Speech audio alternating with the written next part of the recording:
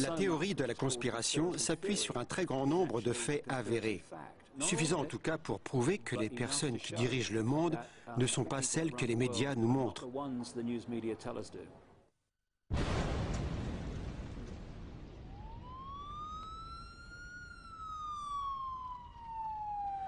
Bonjour à tous. Le plus grand chaos règne au centre-ville d'Oklahoma City suite à une violente explosion au Alfred Murrah Federal Building. Le FBI a confirmé la présence d'une bombe. On ignore tout pour l'instant de l'identité des agresseurs. Le 19 avril 1995, les habitants d'Oklahoma pleurent les victimes de la plus violente attaque terroriste sur le territoire américain. En plus des pertes humaines, l'attentat à la bombe renforce la paranoïa de ceux qui y voient l'œuvre d'un nouvel ordre mondial.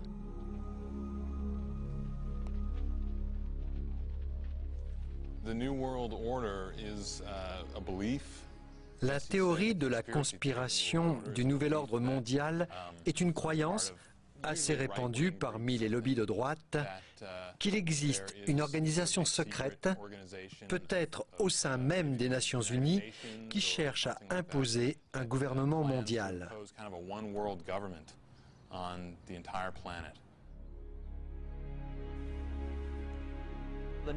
Le nouvel ordre mondial veut créer une monnaie mondiale unique, un gouvernement mondial unique, une armée mondiale unique et une religion mondiale unique.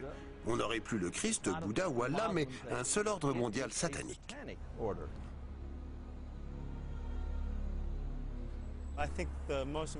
Le plus important, c'est de dire qu'il existe d'ores et déjà une politique du nouvel ordre mondial. L'idée est souvent tournée en dérision dans les médias, mais c'est une réalité. Quand George Bush a bombardé le Koweït, c'est la première chose dont il est parlé.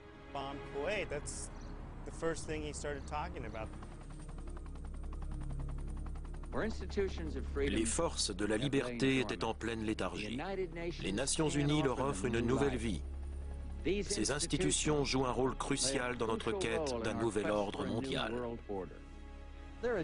Leur but, c'est le contrôle absolu. Ils veulent contrôler la monnaie, les familles, les libertés, les religions. Ils veulent faire main basse sur tout. Il n'y a rien que vous possédiez ou que vous rêviez de posséder qui ne suscite leur convoitise. Ils veulent tout.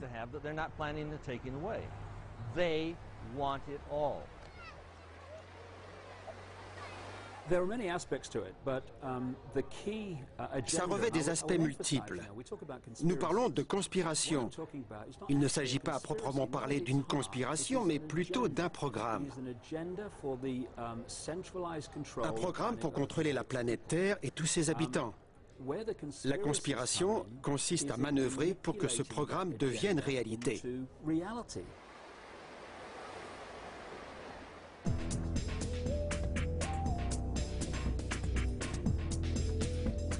Au centre de la conspiration du nouvel ordre mondial règne la croyance que nos vies quotidiennes sont contrôlées d'une façon ou d'une autre par une mystérieuse société secrète qui prospère à nos dépens. Si c'est vrai, qui sont ces gens et ont-ils réellement le pouvoir de contrôler notre existence ?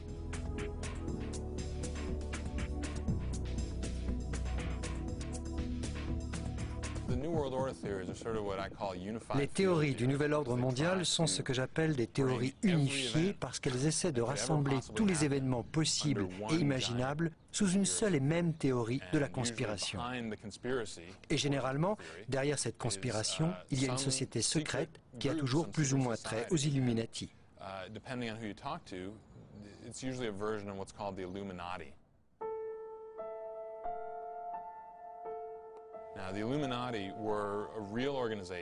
Les Illuminati ont réellement existé au XVIIIe siècle en Europe.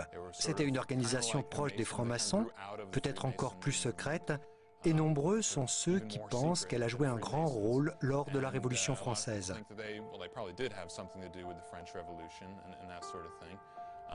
Selon des sources historiques, les Illuminati ont existé pendant une quinzaine d'années, avant d'être découverts et éliminés par la police pour leurs idées subversives. La théorie de la conspiration veut nous faire croire que l'organisation a survécu jusqu'à aujourd'hui et remonte bien au-delà du XVIIIe siècle à des milliers d'années.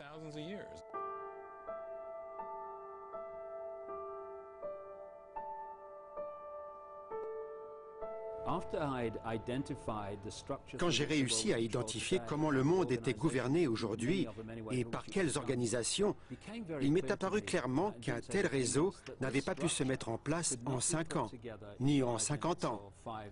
Ça remontait forcément beaucoup plus loin que ça.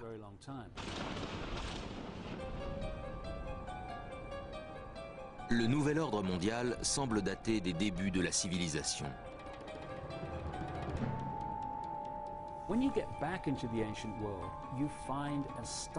Quand on remonte aux origines primitives, on trouve toujours le même thème.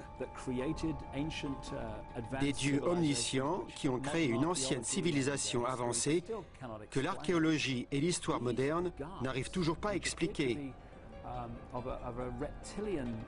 Ces dieux d'origine reptilienne se sont reproduits avec l'humanité pour créer une race hybride de demi-dieux.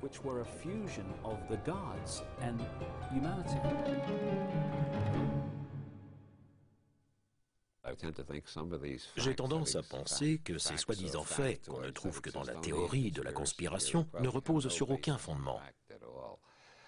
Mais j'aime la théorie selon laquelle des extraterrestres ont débarqué il y a 4000 ans sur Terre pour se reproduire avec des humains et contrôler le reste de l'humanité.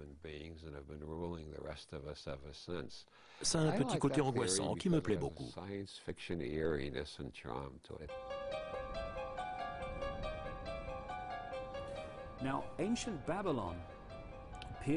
Babylone semble avoir été le berceau de cette race de demi-dieux.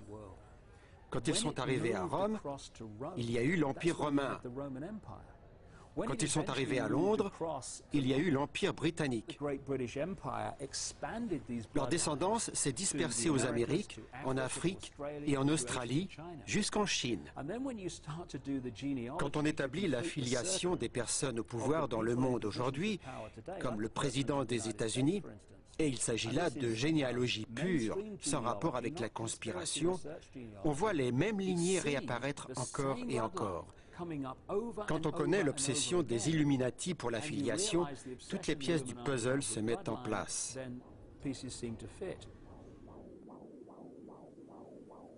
Ces Illuminati, qui sont en gros plus intelligents, plus beaux et plus forts que le reste de l'humanité, tirent toutes les ficelles. Mais s'ils existent vraiment depuis 2, 3, 4 ou 5 000 ans, on se demande pourquoi ils n'ont pas encore pris le pouvoir depuis le temps.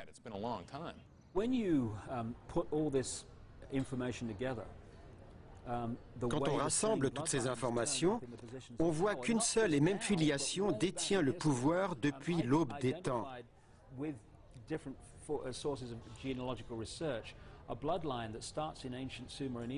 J'ai identifié avec différents généalogistes une lignée qui commence dans l'ancienne Égypte et remonte jusqu'à George W. Bush et Al Gore. On y trouve les grands noms qui ont fait l'histoire au cours des 5000 dernières années. C'est incroyable.